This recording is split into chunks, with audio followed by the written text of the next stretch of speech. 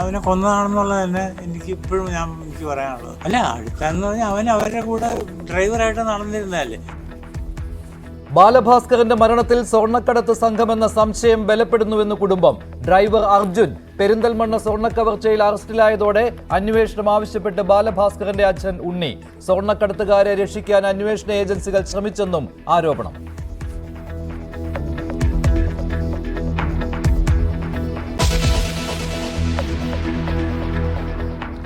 ഹേമ കമ്മിറ്റിക്കും പ്രത്യേക അന്വേഷണ സംഘത്തിനുമെതിരെ നടി മാലാ പാർവതി. കമ്മിറ്റിക്ക് നൽകിയ മൊഴിയിൽ കേസെടുത്ത് അന്വേഷിക്കുന്നതിനെതിരെ നടി സുപ്രീം കോടതിയിൽ. രഹസ്യമാക്കി വെക്കണമെന്ന് കമ്മിറ്റിയോട് ആവശ്യപ്പെട്ടിരുന്നുവെന്ന് പാർവതി. മൊഴിയുമായി ബന്ധപ്പെടാത്തവരെ പോലും പ്രത്യേക അന്വേഷണ സംഘം ചോദ്യം ചെയ്യുന്നു.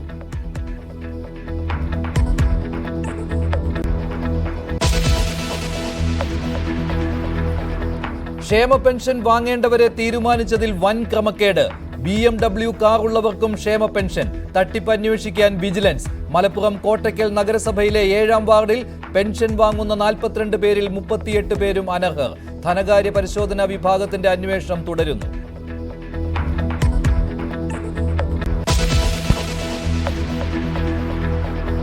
പറവ ഫിലിംസിൽ 60 കോടിയുടെ നികുതി വെട്ടിപ്പെന്ന് ആദായ നികുതി വകുപ്പ്.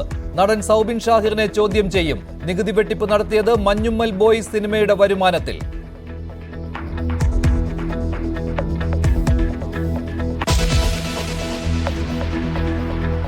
കൊടകര കുഴൽപ്പണക്കേസിൽ തുടരന്വേഷണത്തിന് കോടതി ഉത്തരവ്. തിരൂർ സതീഷിന്റെ വെളിപ്പെടുത്തലിൽ തുടരന്വേഷണം. അന്വേഷണ സംഘത്തിന്റെ ആവശ്യം അംഗീകരിച്ചത് ഇരിങ്ങാലക്കുട സെഷൻസ് കോടതി.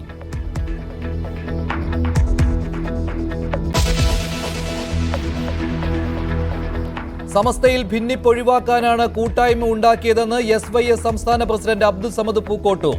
ലീഗുമായി തെറ്റിക്കാനുള്ള ശ്രമം ചെറുക്കും. പാണക്കാട് തങ്ങളെയും ജിഫ്രി തങ്ങളെയും 2 ഭാഗത്താക്കി രാഷ്ട്രീയ ലാഭത്തിന് CPM നീക്കമെന്നും SYS.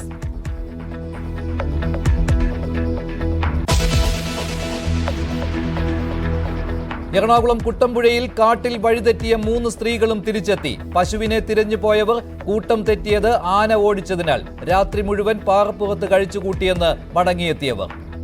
ഉറങ്ങിയിട്ടില്ല, ഒരുപോലെ കണ്ണുറങ്ങിയിട്ടില്ല. ഞങ്ങൾ എഴുന്നേറ്റിരുന്ന് പ്രാർത്ഥിക്കുമായിരുന്നു. ഒരു വലിയ വിരിച്ച മാറിയായിരുന്നു, ഒരു പെരയുടെ അത്രയുണ്ട്. അപ്പൊ എവിടെ നിന്ന് ആന വന്നാലും ഞങ്ങൾ പിടിക്കില്ല. അഥവാ കൈനട കുത്തി കയറിയാലും തുമ്പി കൈ കൊണ്ട് പിടിക്കാൻ വന്നാലും ഞങ്ങൾക്ക് മാറാനുള്ള സൗകര്യം ഉണ്ടായിരുന്നു. പിന്നെ എന്താ വെച്ചാൽ അടുത്തിരിക്കുന്ന ആളെ പോലും കാണാൻ പറ്റില്ല, അത്രയ്ക്ക് കൂരി ഇട്ടായിരുന്നു.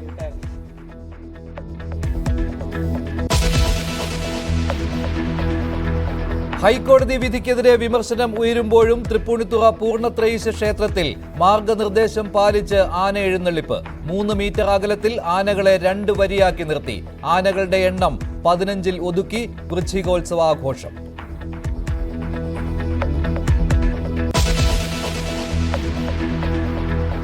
ശബരിമല വരുമാനത്തിൽ 16 കോടിയുടെ വർധന. 2 ആഴ്ചയ്ക്കുള്ളിൽ കഴിഞ്ഞ വർഷത്തേക്കാൾ 3.5 ലക്ഷം തീർത്ഥാടകർ. ഏറ്റവും അധികം അയ്യപ്പന്മാർ എത്തിയത് ഇന്നലെ.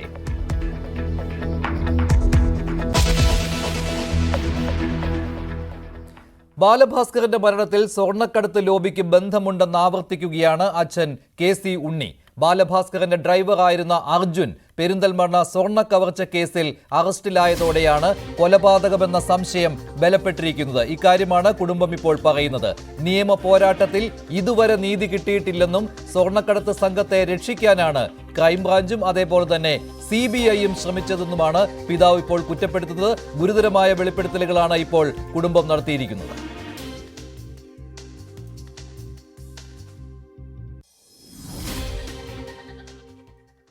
ആദ്യം പോലീസ്, പിന്നീട് ക്രൈംബ്രാഞ്ച്, ഒടുവിൽ CBI.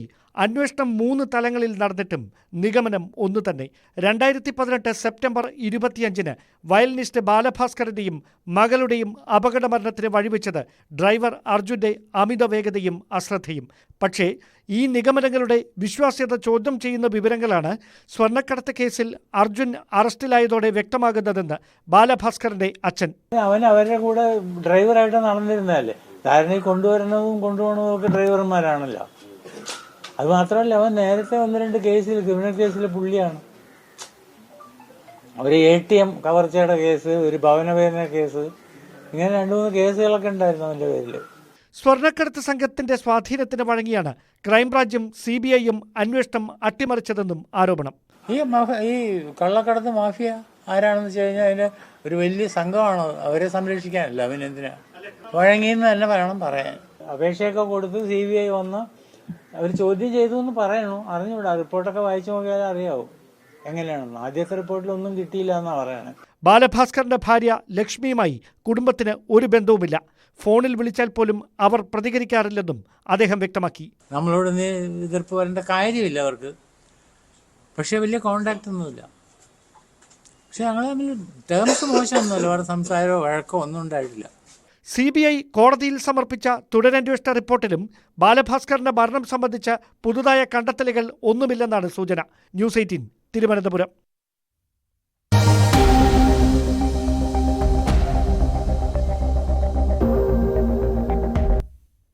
ക്ഷേമ പെൻഷൻ തട്ടിപ്പിൽ വിജിലൻസ് അന്വേഷണത്തിന് ധനവകുപ്പ് നിർദ്ദേശം നൽകിയിരിക്കുകയാണ്. കോട്ടയ്ക്കൽ നഗരസഭയിലെ 7ാം വാർഡിൽ പെൻഷൻ വാങ്ങുന്ന 42-ൽ 38 പേരും അനർഹരാണെന്നാണ് ഇപ്പോൾ പുതിയ കണ്ടെത്തൽ വന്നിരിക്കുന്നത്.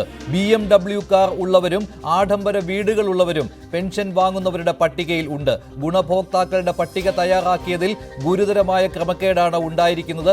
ധനകാര്യ പരിശോധനാ വിഭാഗം സംസ്ഥാനത്ത് പലയിടങ്ങളിലും ഇപ്പോൾ അന്വേഷണം നടത്തുന്നുണ്ട്. സംസ്ഥാന വ്യാപക പരിശോധന നടത്താനാണ് ഇപ്പോൾ നിർദ്ദേശം നൽകിയിരിക്കുന്നത്. വിജിലൻസിന് അന്വേഷണം ചുമതല കൈമാറുവാനും ഇപ്പോൾ ധനവകുപ്പ് നിർദ്ദേശം നൽകിയിരിക്കുകയാണ്. കൂടുതൽ വിവരങ്ങളുമായി VV അരുൺ ചേരുകയാണ്. അരുൺ, നേരത്തെ പുറത്തു വന്നതിനും അപ്പുറത്ത് വളരെ ഗുരുതരമാണ് എന്നുള്ള കണ്ടെത്തലാണല്ലോ ഇപ്പോൾ വന്നിരിക്കുന്നത്. ഏറ്റവും ഒടുവിൽ എന്താണ് വിജിലൻസിന് അന്വേഷണം കൈമാറുവാനുള്ള നിർദ്ദേശം വരാൻ കാരണം? മഞ്ജുഷ, അതീവ ഗുരുതരമായ കണ്ടെത്തലുകളാണ് ധനവകുപ്പ് ഇപ്പോൾ പുറത്തുവിടുന്നത്.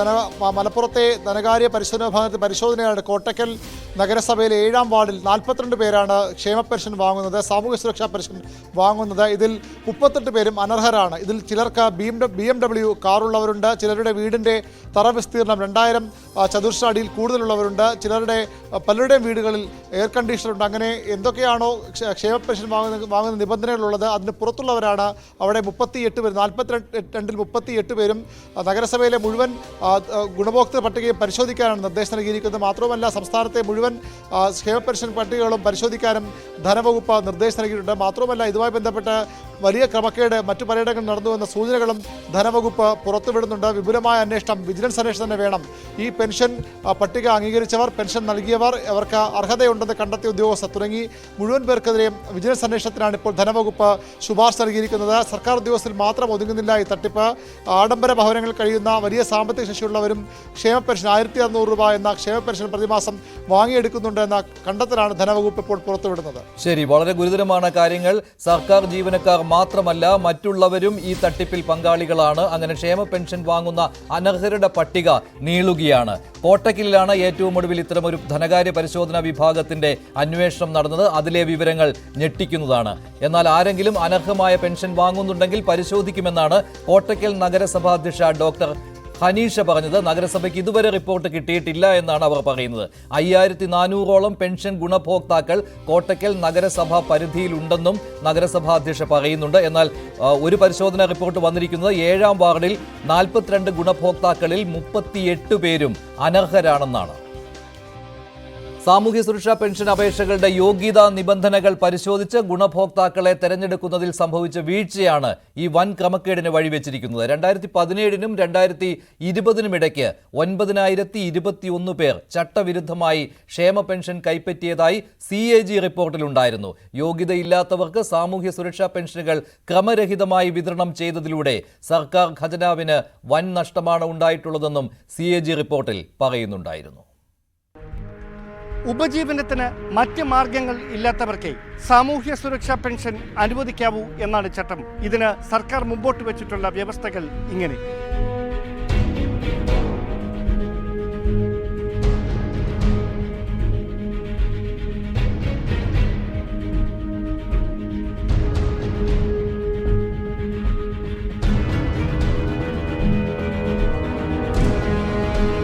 അപേക്ഷകൻ കേന്ദ്ര സർക്കാരിൽ നിന്നോ മറ്റ് സംസ്ഥാന സർക്കാരുകളിൽ നിന്നോ ശമ്പളം, പെൻഷൻ, കുടുംബ പെൻഷൻ എന്നിവ സ്വീകരിക്കുന്ന ആളായിരിക്കരുത്. കേന്ദ്ര സംസ്ഥാന പൊതുമേഖലാ സ്ഥാപനങ്ങളിൽ നിന്ന് വിരമിച്ച ആളായിരിക്കരുത്.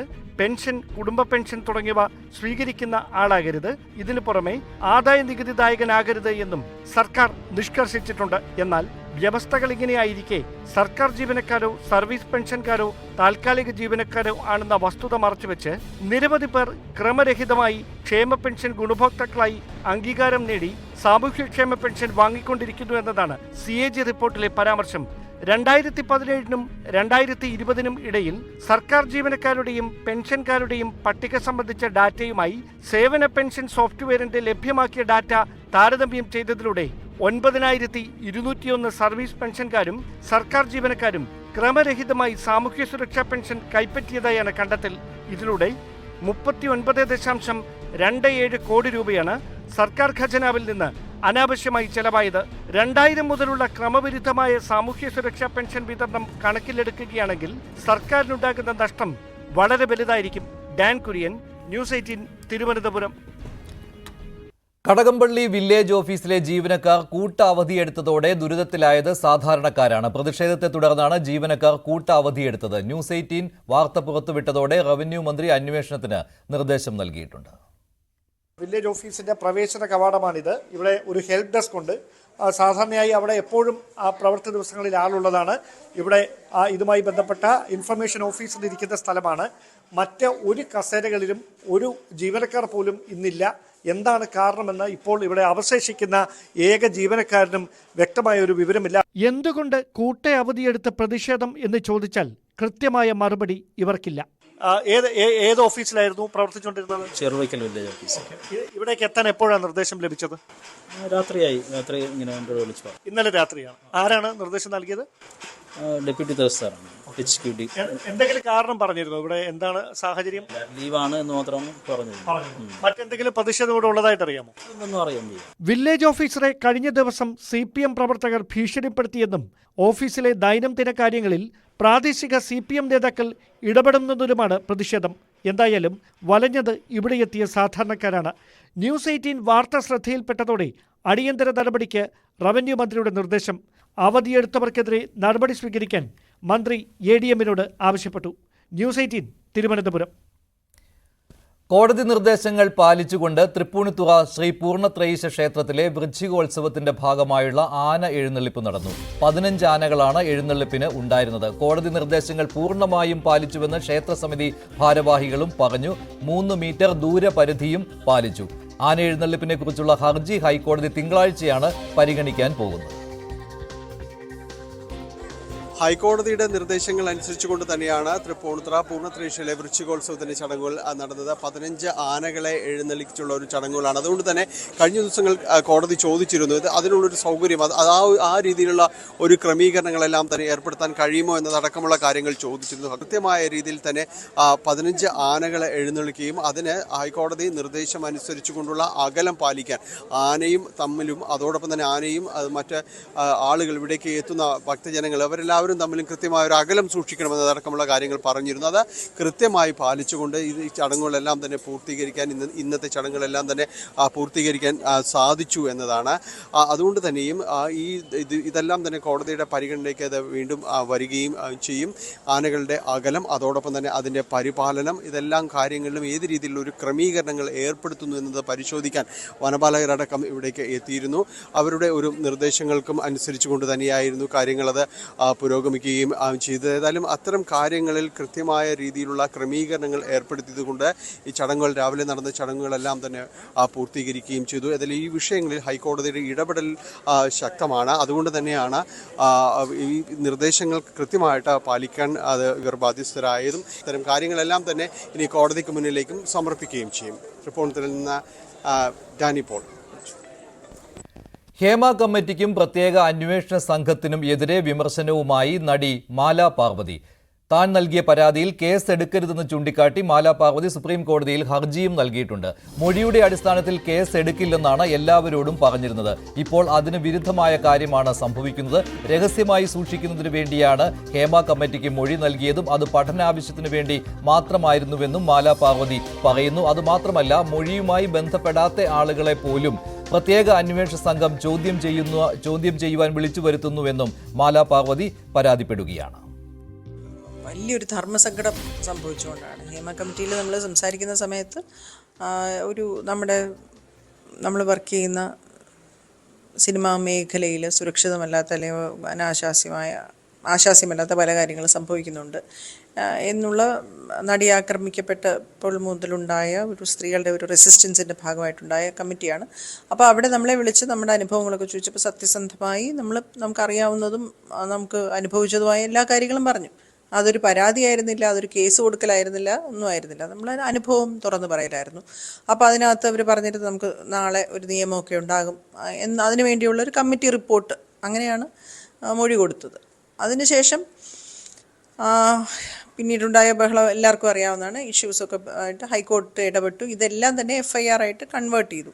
അപ്പോൾ FIR ആയിട്ട് കൺവേർട്ട് ചെയ്തപ്പോൾ ഞാൻ SIT എന്നെ വിളിപ്പിച്ചപ്പോൾ ഞാൻ അവരോട് എന്ന് പറഞ്ഞു, എനിക്കിത് കേസായിട്ട് മുന്നോട്ട് പോകാൻ താല്പര്യമില്ല. കാരണം ഇത് നമുക്കിതിനകത്ത് എന്താ വേണ്ടത്? നാളെ ഒരു സിനിമയിൽ ഒരു കോൺട്രാക്റ്റ് വയ്ക്കുമ്പോൾ അൺവാണ്ടഡ് ടച്ച് ഒഴിവാക്കണം ആക്ടേഴ്സ് എന്ന് വെച്ചാൽ എൻ്റെ പ്രൊഡ്യൂസറും പ്രൊഡക്ഷൻ കൺട്രോളറും അല്ലെങ്കിൽ പ്രൊഡക്ഷനും ഒന്നും ബന്ധപ്പെട്ട ഒരു പ്ലാൻഡ് ആയിട്ടുള്ള ഒരു അറ്റാക്ക് അല്ലായിരുന്നു. ഷോർട്ടിൽ വെച്ച് ഇടയ്ക്ക് വെച്ച് ഒരാൾ ഗ്രൂപ്പ് ചെയ്തൊരു ഇൻസിഡൻ്റാണ്. അപ്പോൾ അതുപോലെ ഹിയർസേ ആയിട്ട് ഞാൻ പറഞ്ഞ കാര്യങ്ങളൊക്കെ 2 FIR ആണ് ഞാൻ പറഞ്ഞതിൻ്റെ അടിസ്ഥാനത്തിൽ ഇട്ടേക്കുന്നത്. രണ്ടും ഇന്ന് റെലവൻ്റ് അല്ലാത്ത കാര്യങ്ങളാണ്. അപ്പോൾ അതുകൊണ്ട് അതെനിക്ക് കേസ് കൊടുക്കാനായിട്ട് താല്പര്യമില്ല എന്ന് അവരോട് ഞാൻ പറയുകയും വീഡിയോയിൽ പറയുകയും എഴുതി കൊടുക്കുകയും ചെയ്തു. അതിനുശേഷം കുറേ ദിവസം കഴിഞ്ഞ് ഞാൻ അറിയുന്നത് നമുക്ക് സിനിമയിൽ ഏറ്റവും സ്ത്രീകളുടെ വിഷയത്തിലൊക്കെ വളരെ പ്രോ ആയിട്ട് നിൽക്കുന്ന നമുക്കൊരു റിയലായിട്ട് ഇഷ്യൂ വന്ന സപ്പോർട്ട് ചെയ്യുന്ന കുറച്ച് ആൾക്കാരുണ്ട് സിനിമയിൽ. അങ്ങനെയുള്ളതിൽ പ്രധാനപ്പെട്ട ഒരാളാണ് അലക്സ് എന്ന് പറയുന്ന പ്രൊഡക്ഷൻ കൺട്രോളർ അന്നായിരുന്നു. ഇന്ന് സിനിമയുടെ പ്രൊഡ്യൂസർ തന്നെയാണ് അദ്ദേഹം. അപ്പോൾ അദ്ദേഹത്തിനെയൊക്കെ വിളിച്ചിട്ട് അദ്ദേഹത്തിന് മാനസിക സംഘർഷം ഉണ്ടാകുന്ന തരത്തിൽ ചോദ്യം ചെയ്തു. ക്രൈംബ്രാഞ്ചാണെന്ന് തോന്നുന്നു.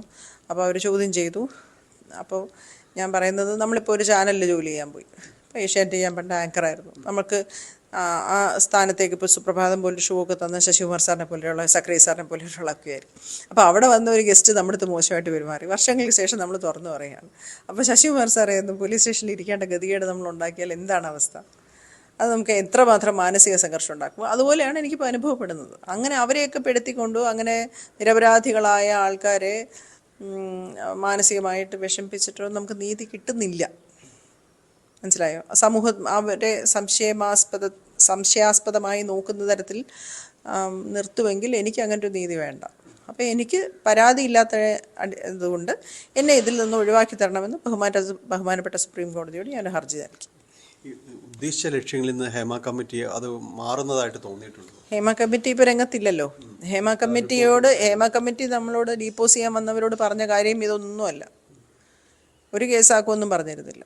ഇതൊരു പഠനത്തിൻ്റെ ഭാഗമാണെന്ന്, നിയമം ഉണ്ടാവാനാണെന്നുമാണ് പറഞ്ഞത്. ജസ്റ്റിസ് ഹേമ നമ്മളോട് പറഞ്ഞ കാര്യങ്ങളല്ലല്ലോ ഇപ്പം നടക്കുന്നത്. ഈ അന്വേഷണ സംഘങ്ങൾ പ്രത്യേക അന്വേഷണ സംഘം എപ്പോഴെങ്കിലും വിളിപ്പിക്കുകയോ കാര്യങ്ങളോ ഉണ്ടായിട്ടുണ്ട്? അതെ, വിളിപ്പിച്ചപ്പോഴാണല്ലോ എനിക്ക് 2 FIR ആണ് ഇട്ടേക്കുന്നതെന്ന് അറിഞ്ഞത്. ഞാൻ അവരോട് എനിക്ക് കേസ് കൊടുക്കാൻ താല്പര്യമെന്ന് എഴുതി കൊടുത്തു. എൻ്റെ പേപ്പറും എൻ്റെ കയ്യിലുണ്ട്, എൻ്റെ കടലാസ് എൻ്റെ കയ്യിലുണ്ട്. ഞാൻ എഴുതി കൊടുത്ത മൊഴിയുടെ പകർപ്പ് എൻ്റെ കയ്യിലുണ്ട്. നടൻ സൗബിൻ ഷാഹിറിന്റെ പറവ ഫിലിംസ് 60 കോടിയുടെ നികുതി വെട്ടിപ്പ് നടത്തിയതായി ആദായനികുതി വകുപ്പിന്റെ കണ്ടെത്തലുണ്ടായിരിക്കുകയാണ്. മഞ്ഞുമ്മൽ ബോയ്സ് സിനിമയുടെ വരുമാനം കേന്ദ്രീകരിച്ച് നടത്തിയ അന്വേഷണത്തിലാണ് ഈ വിവരം പുറത്തു വന്നിരിക്കുന്നത്. സംഭവവുമായി ബന്ധപ്പെട്ട് സൗബിൻ ഷാഹിറിനെ ചോദ്യം ചെയ്യും. സിനിമാ വിതരണ നിർമ്മാണ കമ്പനികളിൽ പരിശോധന തുടരുമെന്നാണ് ആദായനികുതി വകുപ്പ് അറിയിച്ചിരിക്കുന്നത്. ഡ്രീം പിക് ഫിലിംസ്, പറവ എന്നീ കമ്പനികളിൽ നടത്തിയ പരിശോധനയിലാണ് നികുതി വെട്ടിപ്പ് കണ്ടെത്തിയത്. പറവ ഫിലിംസിലെ ഇൻകം ടാക്സ് റെയ്ഡിൽ 60 കോടി രൂപയുടെ നികുതി വെട്ടിപ്പ് നടന്നതായാണ് പ്രാഥമിക കണ്ടെത്തൽ. മഞ്ഞുമൽ ബോയ്സ് സിനിമയുടെ വരുമാനം സംബന്ധിച്ച സംശയത്തിന്റെ അടിസ്ഥാനത്തിലായിരുന്നു ആദായനികുതി വകുപ്പിന്റെ പരിശോധന. സിനിമ 148 കോടിയിലേറെ രൂപ വരുമാനമുണ്ടാക്കി. എന്നാൽ 44 കോടി രൂപ ആദായനികുതി ഇനത്തിൽ നൽകേണ്ടിയിരുന്നത് അടച്ചില്ല. 32 കോടി രൂപ ചെലവ് കാണിച്ചു. ഇത് കള്ളക്കണക്കാണെന്ന നിലപാടിലാണ് ആദായനികുതി വകുപ്പ്. നികുതി റിട്ടേൺ സമർപ്പിച്ചിരുന്നില്ലെന്നും ആദായനികുതി വകുപ്പ് പറയുന്നു. മഞ്ഞുമൽ ബോയ്സ് സിനിമയുടെ വിതരണവുമായി ബന്ധപ്പെടുത്തിയാണ് ഡ്രീം ബിഗ് വിതരണ സ്ഥാപനത്തിലും റെയ്ഡ് നടന്നത്. പരിശോധനയിൽ പറവ ഫിലിംസ് യഥാർത്ഥ വരുമാന കണക്കുകൾ നൽകിയില്ലെന്ന് IT വൃത്തങ്ങൾ പറയുന്നു. പണം വന്ന വഴിയടക്കം പരിശോധിക്കുമെന്നാണ് ആദായനികുതി വകുപ്പ് പറയുന്നത്.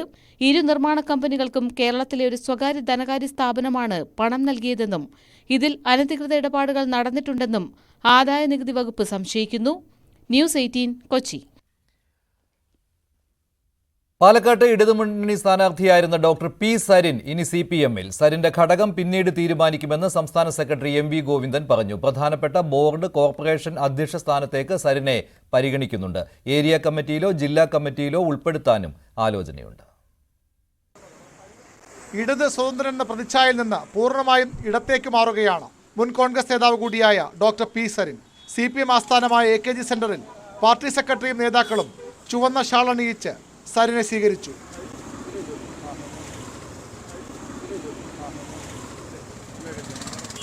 സരിൻ പാർട്ടിയുമായി ചേർന്ന് പ്രവർത്തിക്കുമെന്ന് MV ഗോവിന്ദൻ.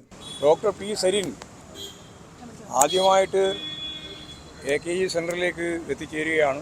അപ്പോൾ ഭാവി രാഷ്ട്രീയ പ്രവർത്തനം സംബന്ധിച്ച് പാർട്ടിയും സരിനുമായിട്ട് ആലോചിച്ച് ആവശ്യമായ സംഘടനാ പ്രവർത്തനം ഉൾപ്പെടെയുള്ള കാര്യങ്ങൾ തീരുമാനിക്കും. പാലക്കാട് പ്രതീക്ഷിച്ചതിലും മികച്ച പോരാട്ടം നടത്താൻ സരിന്റെ സാന്നിധ്യം സഹായിച്ചു എന്നാണ് CPM-ന്റെ വിലയിരുത്തൽ. കണ്ണാടിയും മാത്തൂരും പോലുള്ള പാർട്ടി കോട്ടകളിൽ വോട്ട് ചോർച്ച ഉണ്ടാകാതിരുന്നെങ്കിൽ രണ്ടാം സ്ഥാനത്തേക്കെങ്കിലും എത്തിയേനെ. കൽപ്പാത്തി മേഖലയിൽ സമീപകാലത്തൊന്നുമില്ലാത്ത തരത്തിൽ വോട്ട് കൂടിയതും CPM-നെ സന്തോഷിപ്പിക്കുന്നു. അതിനാൽ പാലക്കാട് സരിനെ മുന്നിൽ നിർത്തി സ്വാധീനം വർദ്ധിപ്പിക്കാനാണ് ശ്രമം. സംഘടനാ ചുമതല നൽകുന്നതിനൊപ്പം KTDC പോലുള്ള പ്രധാന കോർപ്പറേഷനുകളുടെ തലപ്പത്തേക്കും സരിനെ CPM പരിഗണിക്കുന്നതായാണ് സൂചന. ഇന്നലെ തിരുവനന്തപുരത്തെത്തിയ സരിൻ മുഖ്യമന്ത്രി പിണറായി വിജയനുമായും കൂടിക്കാഴ്ച നടത്തിയിരുന്നു. ന്യൂസ് 18 തിരുവനന്തപുരം. കാണാതായ പശുവിനെ തേടിപ്പോയി ഒരു രാത്രി മുഴുവൻ വനത്തിൽ കുടുങ്ങിയ 3 സ്ത്രീകൾ സുരക്ഷിതരായി തിരിച്ചെത്തി. എറണാകുളം കോതമംഗലം കുട്ടമ്പുഴയിലാണ് ഈ സംഭവം. ആന ഓടിച്ചതിനാലാണ് മൂവരും ഒറ്റപ്പെട്ടു പോയതും കൂട്ടം തെറ്റിപ്പോയതും ഒരു രാത്രി മുഴുവൻ വനത്തിൽ കഴിയേണ്ടി വന്നത്. ഇന്നലെ ഉച്ചയോടെയായിരുന്നു പശുവിനെ തിരഞ്ഞ് മായ, ഡാർലി, പാറുക്കുട്ടി എന്നിവർ കുട്ടമ്പുഴ വനത്തിലേക്ക് കടന്നത്. പശുവിനെ കണ്ടെത്താൻ ശ്രമിക്കുന്നതിനിടെ ഇവർക്ക് വഴിതെറ്റി. സമയം രാത്രിയായതോടെ കാട്ടാനകളെ പേടിച്ച് ഇവർ ഒരു പാറയുടെ മുകളിൽ കയറിയിരുന്നു. ഞങ്ങൾ ആ ചെക്കിടാൻ വരെ തെറ്റുകൂടാതെ വഴി തെറ്റാതെ വന്നു. അവിടെ വന്നു കഴിഞ്ഞിട്ട് ഞങ്ങൾ മുമ്പോട്ട് പോകണ്ട, ഞങ്ങൾ പുറകോട്ട് തിരിഞ്ഞുപോയി. എല്ലാം വഴിച്ചാലാണല്ലോ, ആന വഴി ഇങ്ങനെ തെളിച്ചിട്ടേക്കുവാണല്ലോ. അപ്പം മുമ്പോട്ട് കിടക്കണ്ട, ഞങ്ങൾ പുറകോട്ടായിപ്പോയി. അതാണ് ഞങ്ങൾ ആ മണ്ടേ വഴി തെറ്റിപ്പോയി. അങ്ങനെ സംഭവിച്ചതാ. അല്ലെങ്കിൽ കാടൊക്കെ നല്ല പരിചയമുള്ള ആളാ എനിക്ക്. തങ്ങൾ വനത്തിൽ കുടുങ്ങിയ കാര്യം മൊബൈൽ ഫോൺ വഴി കുടുംബത്തെ അറിയിച്ചു. തുടർന്നാണ് അധികൃതരും നാട്ടുകാരുമടങ്ങിയ 50ഓളം പേരുടെ സംഘം ഇവരെ തിരഞ്ഞ് കാട്ടിലേക്ക് കയറിയത്. 14 മണിക്കൂറിന് ശേഷമാണ് അറയ്ക്കമുത്തി ഭാഗത്ത് ഇവരുണ്ടെന്ന് തിരിച്ചറിഞ്ഞത്. അല്ല, ഞങ്ങൾ സ്ഥിരം പോണ വഴിയൊക്കെ അറിയായിരുന്നു. പക്ഷെ ചേച്ചിക്ക് വഴി ആനേനെ കണ്ടപ്പോ മാറി നടന്നതാ. അപ്പൊ വഴി മാറിപ്പോയി.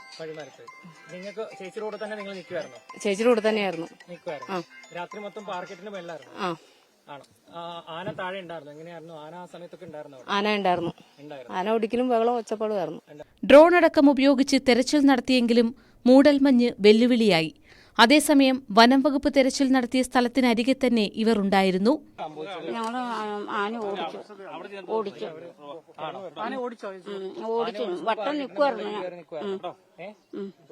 നേരം പുലർന്നതിന് ശേഷമാണ് തിരച്ചിൽ സംഘത്തിന് ഇവരെ കണ്ടെത്താനായത്. ഭക്ഷണമോ വെള്ളമോ ഇല്ലാതെ രാത്രി മുഴുവൻ കഴിഞ്ഞ ഇവരെ പിന്നീട് ആശുപത്രിയിലെത്തിച്ചു. ഇവരുടെ ആരോഗ്യനില തൃപ്തികരമാണ്.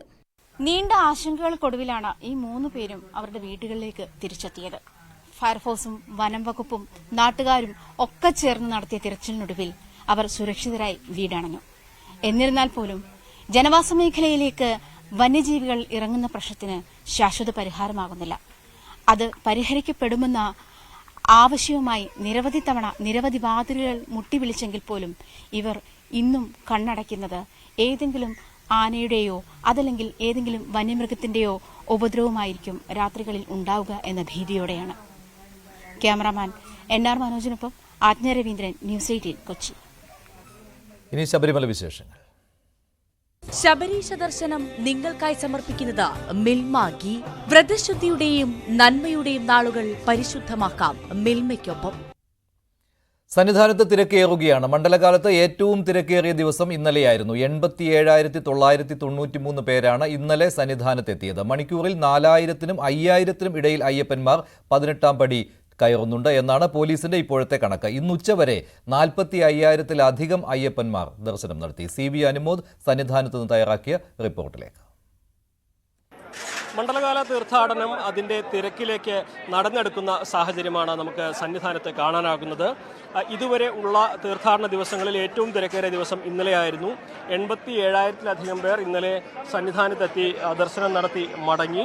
ഇത് കഴിഞ്ഞ ദിവസങ്ങളെക്കാളൊക്കെ വലിയ ഒരു സംഖ്യയാണ്. ഇനിയുള്ള ദിവസങ്ങളിൽ സമാനമായ സാഹചര്യമാകും എന്ന കണക്കൂട്ടലാണുള്ളത്. പ്രത്യേകിച്ച് മണ്ഡലകാലം പകുതിയോട് അടുക്കുന്നു, അവധി ദിവസങ്ങൾ വരുന്നു. സ്വാഭാവികമായിട്ടും തീർത്ഥാടകർ കൂടുതലായിട്ട് ഇവിടേക്ക് എത്തിച്ചേരും. നിലവിലെ സാഹചര്യത്തിൽ എവിടെയും കഴിഞ്ഞ തവണ ഉണ്ടായതുപോലെ ഏറെ മണിക്കൂറുകൾ കെട്ടിക്കിടക്കുന്ന ഒരവസ്ഥയില്ല എന്നുള്ളതാണ് പ്രധാനമായിട്ടും എടുത്തു പറയേണ്ടത്. പക്ഷേ തിരക്ക് കൂടുമ്പോൾ പമ്പയിൽ നിന്ന് സന്നിധാനം വരെ പലയിടത്തും നിയന്ത്രണങ്ങൾ വരും. അത് സ്വാഭാവികമായിട്ടും കണക്കാക്കി തന്നെ വേണം തീർത്ഥാടകർ എത്തുവാൻ. ഇത് സാധാരണ ഉള്ളതല്ലേ, അതൊരു വിഷയമല്ല. 5 മണിക്ക് ഇറങ്ങിയതാ പ്രതീക്ഷിച്ചിട്ടുണ്ട് അല്ലേ? പിന്നെ 5 മണിക്ക് ഇറങ്ങിയ പമ്പയിൽ ബുദ്ധിമുട്ടായിരുന്നു അല്ല, എത്ര 12 മണിക്കൂറൊക്കെ വന്നിട്ടുണ്ട്. ബിസ്ക്കറ്റ് ഉണ്ട്, വെള്ളമുണ്ട്, എല്ലാം ഉണ്ട്, കുഴപ്പമൊന്നുമില്ല. ഇനിയുള്ള ദിവസങ്ങളിൽ സന്നിധാനത്ത് തിരക്ക് വർദ്ധിക്കും എന്ന ഒരു വിലയിരുത്തൽ തന്നെയാണ് ദേവസ്വം ബോർഡ് ഉള്ളത്. അതിന് തക്ക സംവിധാനങ്ങളാണ് ഇവിടെ കൂടുതലായിട്ട് ഒരുക്കുന്നത്. നിലവിൽ രാവിലെ വലിയ തിരക്ക് അനുഭവപ്പെട്ടെങ്കിലും ഉച്ചയോടെ തിരക്ക് നിയന്ത്രണ വിധേയമായിട്ടുണ്ട്. പക്ഷേ വൈകുന്നേരത്തോടെ പമ്പയിൽ നിന്നും വീണ്ടും അയ്യപ്പന്മാരുടെ ഒരു ഒഴുക്ക് ഉണ്ടാകാനുള്ള സാധ്യതയാണ് കാണുന്നത്. കഴിഞ്ഞ ദിവസത്തേക്കാൾ തിരക്ക് അനുഭവപ്പെടുന്നുണ്ട്. എന്നിരുന്നാൽ തന്നെയും മുൻപ് ഉണ്ടായിരുന്നതുപോലെ 8-10 മണിക്കൂർ കാത്തു നിൽക്കേണ്ട സാഹചര്യം ഇതുവരെയും വന്നിട്ടില്ല എന്നുള്ളതാണ് പ്രധാനപ്പെട്ട കാര്യം. പക്ഷേ പമ്പയിലും സന്നിധാനത്ത് എത്തുവാൻ ഒരുപക്ഷെ പലയിടങ്ങളിലായ നിയന്ത്രണങ്ങൾ വരുന്നതുകൊണ്ട് 4-5 മണിക്കൂർ എടുക്കാനുള്ളൊരു സാധ്യത നിലവിലുണ്ട്. ഷിജു ചവറയ്ക്കൊപ്പം CB അനുമോദ്, ന്യൂസ് 18. ശബരിമലയിൽ തീർത്ഥാടകരുടെ എണ്ണത്തിൽ വരുമാനത്തിലും മുൻ വർഷത്തേക്കാൾ വർധനവുണ്ട്. 12 ദിവസത്തെ കണക്ക് പരിശോധിക്കുമ്പോൾ ഇതുവരെ എത്തിയത് കഴിഞ്ഞ വർഷത്തേക്കാൾ 3 ലക്ഷത്തിൽ കൂടുതൽ തീർത്ഥാടകരാണെന്ന് Thiruvithamkoor Devaswom board president PS Prashanth പറഞ്ഞു. 63 കോടി 11 ലക്ഷം രൂപയാണ് അപ്പം, അരവണ, വഴിപാട് പ്രസാദങ്ങൾ ഉൾപ്പെടെയുള്ള വിതരണത്തിലൂടെ ദേവസ്വം ബോർഡിലേക്ക് എത്തിയത്. ശബരീശ ദർശനം നിങ്ങൾക്കായി സമർപ്പിച്ചത് മിൽമാഗി. വ്രതശുദ്ധിയുടെയും നന്മയുടെയും നാളുകൾ പരിശുദ്ധമാക്കാം മിൽമയ്ക്കൊപ്പം. അദാനി വിഷയത്തിൽ ചർച്ച ആവശ്യപ്പെട്ടുള്ള പ്രതിപക്ഷ ബഹളം കാരണം ശൈത്യകാല സമ്മേളനത്തിന്റെ 4ാം ദിവസവും പാർലമെന്റ് പ്രക്ഷുബ്ധമായി. സഭ തടസ്സപ്പെടുത്താനുള്ള ആയുധമായി ചട്ടം 267-നെ പ്രതിപക്ഷം ദുരുപയോഗം ചെയ്യുന്നതായി രാജ്യസഭാ ചെയർമാൻ ജഗ്ദീപ് ധൻഖർ വിമർശിച്ചു.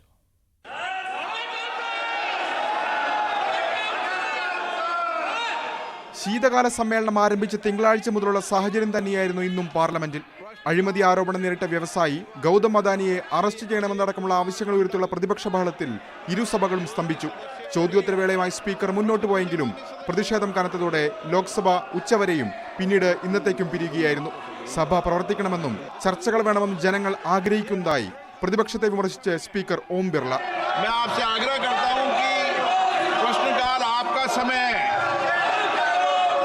देश की जनता लगातार माननीय सांसदों के बारे में, संसद के बारे में, अपने बारे में चिंता व्यक्त कर रही है. इसलिए मैं आपसे आग्रह करता हूं कि सदन चलाने दें. രാജ്യസഭയിലും സ്ഥിതി സമാനമായിരുന്നു. അദാനി അടക്കമുള്ള വിഷയങ്ങളിൽ ചർച്ച ആവശ്യപ്പെട്ടുള്ള മുഴുവൻ നോട്ടീസും ചെയർമാൻ തള്ളിയതോടെ പ്രതിപക്ഷം മുദ്രാവാക്യം മുഴക്കി പ്രതിഷേധിച്ചു. മോശം മാതൃകയാണ് പ്രതിപക്ഷം സൃഷ്ടിക്കുന്നതെന്ന് ചെയർമാൻ ജഗ്ദീപ് ധൻഖറിന്റെ വിമർശനം. We are creating a very bad precedent. We are dishonoring the people of this country. We are not coming up to the expectations. Our actions are not people-centric. They are to absolute public distaste. We are getting into irrelevance. People are ridiculing us. National desk, news 18. ഒരാഴ്ചയായി suspense തുടരുന്ന മഹാരാഷ്ട്ര മുഖ്യമന്ത്രി പ്രഖ്യാപനം ഞായറാഴ്ചയും സത്യപ്രതിജ്ഞ തിങ്കളാഴ്ചയും നടന്നേക്കും. ദേവേന്ദ്ര ഫഡ്നവിസ് തന്നെ മുഖ്യമന്ത്രിയാകും. മുഖ്യ തടസ്സമായി നിന്ന പ്രധാന വകുപ്പുകളുടെ വിഭജനത്തിൽ പാർട്ടികൾ തമ്മിൽ ഏകദേശ ധാരണ വന്നിട്ടുണ്ട്. മുഖ്യമന്ത്രി സ്ഥാനം BJPക്ക് തന്നെ.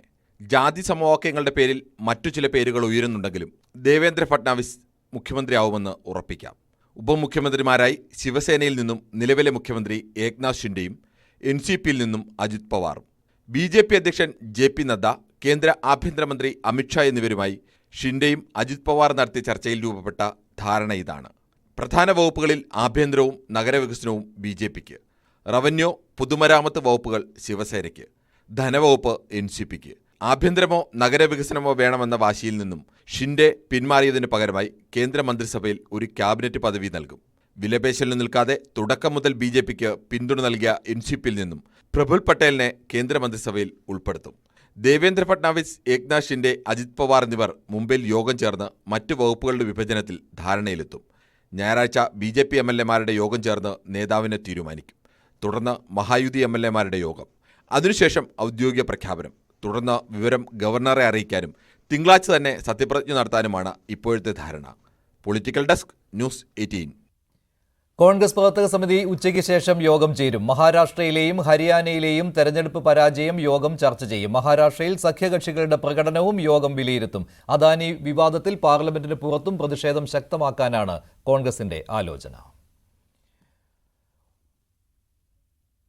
വയനാട് ലോക്സഭാ മണ്ഡലത്തിലെ വോട്ടർമാരോട് നന്ദി പറയാൻ ലോക്സഭാ പ്രതിപക്ഷ നേതാവ് രാഹുൽ ഗാന്ധിയും വയനാട് MP പ്രിയങ്ക ഗാന്ധിയും നാളെ മണ്ഡലത്തിലെത്തും. രാവിലെ 11-ന് കോഴിക്കോട് വിമാനത്താവളത്തിലെത്തുന്ന ഇരുവരും മുക്കത്ത് പൊതുസമ്മേളനത്തിൽ സംസാരിക്കും. കരുളായി, വണ്ടൂർ, എടവണ്ണ എന്നിവിടങ്ങളിലും പ്രിയങ്ക ഗാന്ധി സ്വീകരണ സമ്മേളനങ്ങളിൽ പങ്കെടുക്കും. ഞായറാഴ്ച മാനന്തവാടിയിലും സുൽത്താൻ ബത്തേരിയിലും കൽപ്പറ്റയിലും സ്വീകരണ പരിപാടികളുണ്ട്. ഫെഞ്ചാൽ ചുഴലിക്കാറ്റ് നാളെ കരതൊടും. തമിഴ്നാടിന്റെ തീരപ്രദേശങ്ങളിൽ ശക്തമായ മഴയ്ക്കും മണിക്കൂറിൽ 55 മുതൽ 65 കിലോമീറ്റർ വേഗതയിൽ കാറ്റിനും സാധ്യതയുണ്ടെന്നാണ് കാലാവസ്ഥാ നിരീക്ഷണ കേന്ദ്രത്തിന്റെ മുന്നറിയിപ്പ്. ചെങ്കൽപ്പെട്ട്, വിഴുപുരം, കടലൂർ, നാഗപട്ടണം, പുതുച്ചേരി ജില്ലകളിൽ റെഡ് അലർട്ടാണ്. പല ജില്ലകളിലും കടൽക്ഷോഭം ശക്തമാണിപ്പോൾ.